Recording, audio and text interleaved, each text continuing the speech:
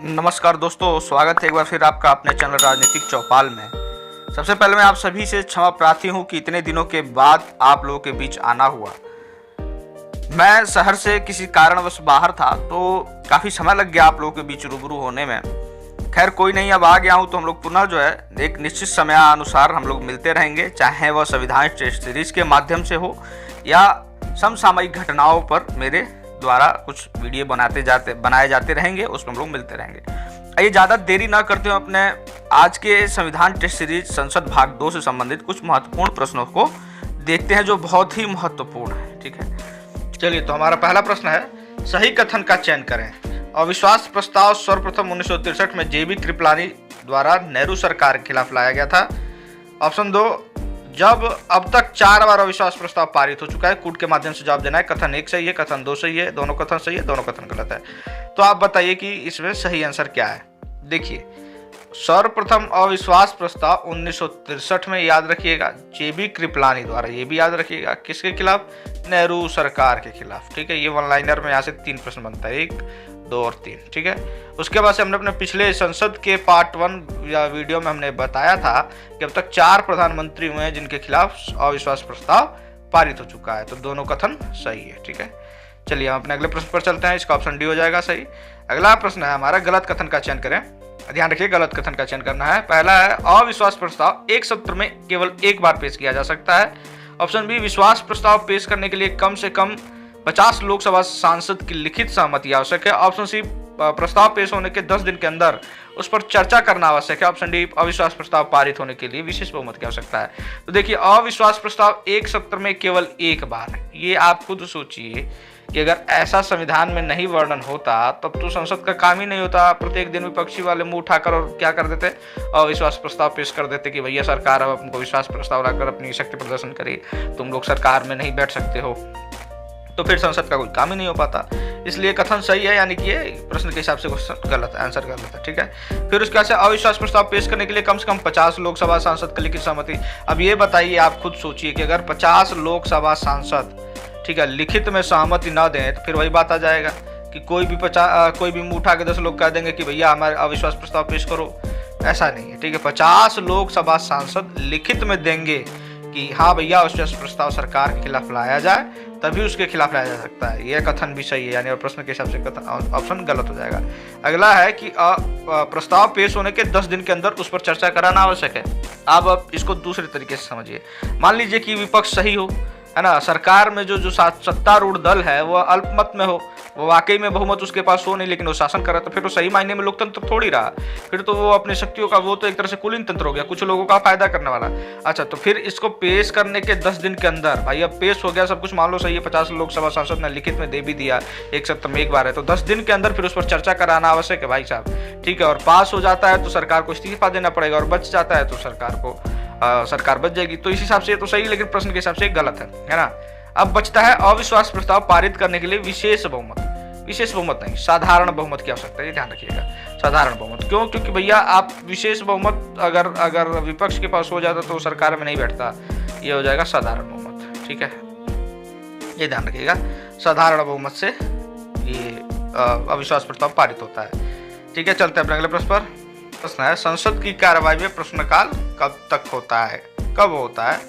11 से 12, 12 से 1, 1 से 2, 2 से 6। तो आपको पता होगा कि संसद का पहला घंटा जो होता है वही जो है प्रश्नकाल होता है। ऑप्शन ए सही है। ठीक है, 11 से 12 बजे तक प्रश्नकाल होता है। चलिए अपने अगले प्रश्न पर, अविश्वास प्रस्ताव को किस सदन में पेश किया जा सकता है?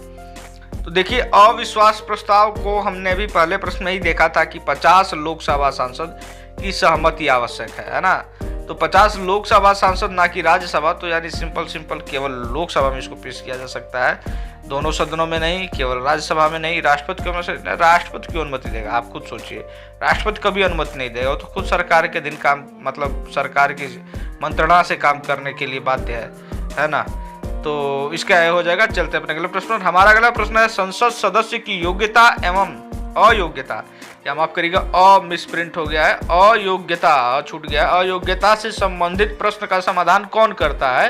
राष्ट्रपति संसद चुनाव आयोग की सलाह पर, राष्ट्रपति चुनाव आयोग की सलाह पर सर्वोच्च न्यायालय।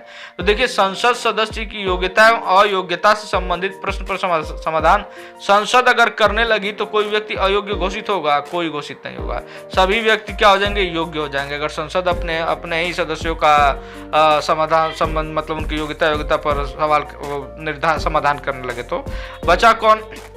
राष्ट्रपति साहब। तो राष्ट्रपति साहब कर तो सकते हैं, तो एक मिनट इनको डाउट में ले लीजिए। फिर आइए, चुनाव आयोग की सलाह पर सर्वोच्च न्यायालय। आप खुद सोचिए कि क्या सलाह पर कार्य करेगा सर्वोच्च न्यायालय?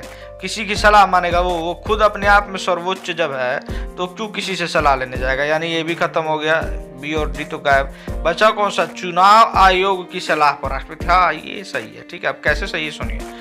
देखिए, चुनाव आयोग जांच पड़ताल करेगा। ठीक है, चुनाव आयोग जांच पड़ताल करेगा, सब कुछ देखेगा कि भैया क्या किन किन परिस्थितियों में या किन किन धारणाओं पर, किन किन बिंदुओं पर वो योग्य हो रहा है और किन किन पर वो अयोग्य हो रहा है। उसके बाद से जांच पड़ताल करके रिपोर्ट बनाएगा और फिर सलाह देगा किसको? राष्ट्रपति साहब को। तो राष्ट्रपति साहब क्या करेंगे? या तो योग्य घोषित करेंगे या फिर अयोग्य घोषित करेंगे। ओके, चलिए, तो इसका आंसर हो जाएगा सी। ओके, अगर अपने अगले प्रश्न पर चलते हैं। हमारा अगला प्रश्न है, गलत कथन का चयन करना है। लोक लेखा समिति अपनी रिपोर्ट लोकसभा अध्यक्ष को सौंपती है। ठीक है, बिल्कुल सौंपती है। ठीक ना, लोक लेखा समिति अपना रिपोर्ट लोकसभा अध्यक्ष को सौंपती है। इसका अध्यक्ष विपक्ष का नेता होता है। तो आपको बताते चले साथ में कि पहले नहीं था, लेकिन 1967 में पहली बार विपक्ष के नेता को हमने इसका अध्यक्ष बनाया, तभी से हम ये प्रथा को अपनाए हुए हैं। ठीक है, तो 1967 से ही इसका विपक्ष का नेता कैग रिपोर्ट की जांच करती है। तो बिल्कुल जी साहब, ये भी सही है। सीएजी की ये रिपोर्ट की जांच करती है। सीएजी अपना रिपोर्ट किसको देता है? राष्ट्रपति को। ठीक है, प्रेसिडेंट को। और प्रेसिडेंट किसको देते हैं? प्रेसिडेंट देते हैं लोकसभा अध्यक्ष को। ठीक ना, ये अध्यक्ष साहब को दे दिया, और अध्यक्ष साहब देते हैं ये किसको? लोक लेखा समिति को।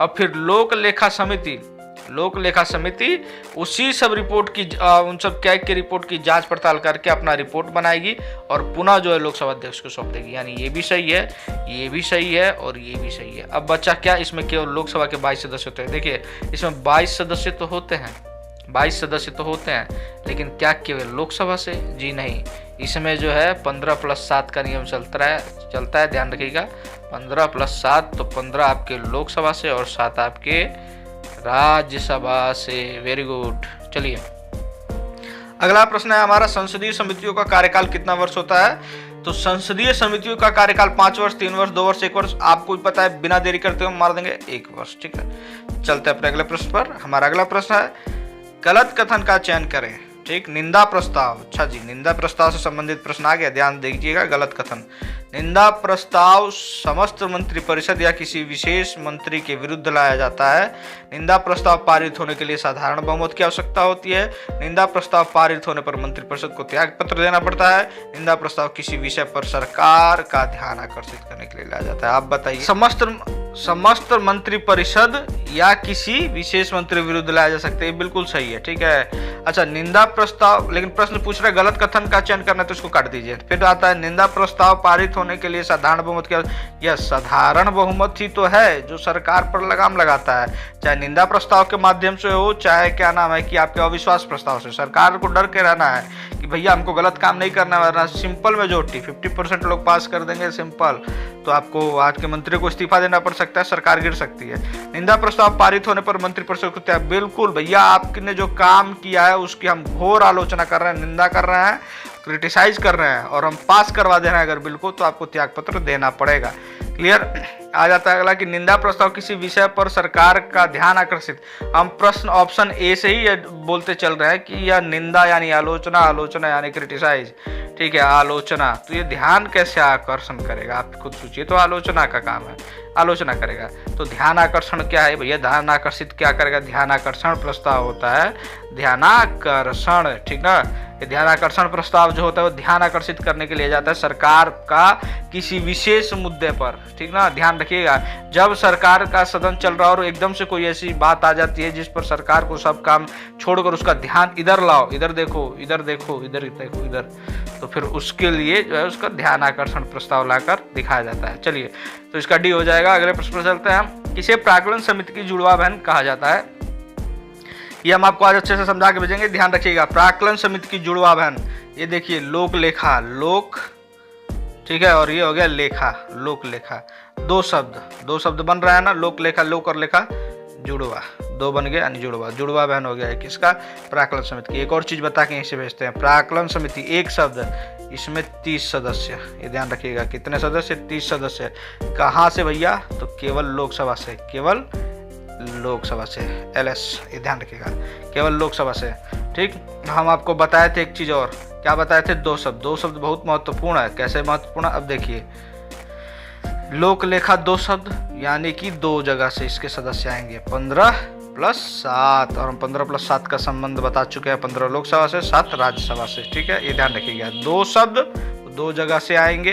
ठीक है, दो शब्द यानी कि बहन हो गया है। ठीक है, एक शब्द यानी एक जगह से आएगा, केवल 30 सदस्य और केवल लोकसभा से। चलिए, तो इसका तो ए सही हो जाएगा, और अपने अगले प्रश्न पर चलते हैं। हमारा अगला प्रश्न है, और अंतिम प्रश्न है इस सेशन का, सही कथन का चयन करें। कोई मंत्री प्राक्कलन समिति का सदस्य नहीं हो सकता। प्राक्कलन समिति सबसे बड़ी स्थायी समिति है। प्राक्कलन समिति अपव्यय को रोकती है एवं निगरानी करती है। प्राक्कलन समिति में केवल लोकसभा के 30 सदस्य होते हैं। कूट के माध्यम से जवाब देना है। चलिए, तो आप कूट देख लीजिए और आइए हम डिस्कस करते हैं। हमने आपको जस्ट थोड़ी देर पहले ही बताया है कि प्राक्कलन समिति, माफ करिएगा, प्राक्कलन समिति के केवल लोकसभा से 30 सदस्य होते हैं। तो जी साहब, केवल लोकसभा से 30 सदस्य हमने बता दिया। कैसे? एक शब्द तो केवल एक जगह से 30 सदस्य। जब 30 सदस्य हो गए तो सबसे बड़ी स्थायी समिति हो जाएगी। बिल्कुल, ये भी सही हो गया, ये भी सही हो गया। ठीक है, अगले पर चलते हैं। उसके बाद से हमने लोक लेखा समिति में पढ़ा है कि लोक लेखा समिति कैग की रिपोर्ट की जांच करती है। और कैग क्या करता है? कैग सरकार के खर्चों पर उस पर रिपोर्ट सौंपता है, उसके जो उल्टे सीधे खर्चे हैं और जो सब फालतू की जो चीज़ें होती है उस पर, भ्रष्टाचार वगैरह को भी ध्यान में रखता है। तो प्राक्कलन समिति उसकी जुड़वा बहन हुई, तो वो भी अपव्यय को, फिजूल खर्ची को रोकती है एवं निगरानी करती है कि सरकार इधर उधर खर्च तो नहीं करे। यानी ये भी सही हो गया, ये भी सही हो गया, ये भी सही हो गया। बचा क्या? कोई मंत्री प्राक्कलन समिति का सदस्य नहीं हो सकता। आप खुद ही सोचिए आप कि आप जो है मंत्री है और आप बन गए हैं प्राक्कलन समिति के सदस्य, तो आपने कर दिया भ्रष्टाचार, और जब ये समिति जो है आप पर अपव्यय को रोक, फिजूल खर्ची करेंगे उसको रोकने जाएगी, अब निगरानी करेगी, अपना रिपोर्ट बनाएगी, तो आप बनाने देंगे? बिल्कुल नहीं बनाने देंगे। तुरंत अपना बुद्धि लगाकर इसको किसी तरह इस मामले को अटका देंगे। इसलिए बिल्कुल सही है कि कोई मंत्री प्राक्कलन समिति का सदस्य नहीं हो सकता है, वरना फिर तो कभी भी पकड़ा ही नहीं जाएगा। इस हिसाब से इसका क्या आंसर हो जाएगा? इसका आंसर हो जाएगा डी। उपरोक्त सभी कथन सही है। ठीक है, और ये इसका प्रश्न है, इसका आंसर की है। आप लोग इन प्रश्नों को, 10 प्रश्नों को, इस PDF को हमारे टेलीग्राम चैनल ज्वाइन करिए, राजनीतिक चौपाल के नाम से है, और आप उसको ज्वाइन कीजिए। इस PDF को वहाँ पर लेकर आप दोबारा जो है इन 10 प्रश्नों को अपने कॉपी में सॉल्व कीजिए और उत्तर मिलाकर देखिए कितने सही हो रहे हैं। इससे क्या होगा कि आपका मनोबल बढ़ेगा। आप इस चैनल को सब्सक्राइब करिए, अपने इस वीडियोस को अपने दोस्तों के पास शेयर करिए, ताकि वो लोग भी इसका फायदा उठा सके। इसको लाइक कीजिए, और लाइक करिए, शेयर करिए, और कमेंट करके आप हमें अपने मार्क्स बताइए। जल्दी मिलते हैं अपने नेक्स्ट वीडियो में, तब तक के लिए जय हिंद, जय भारत।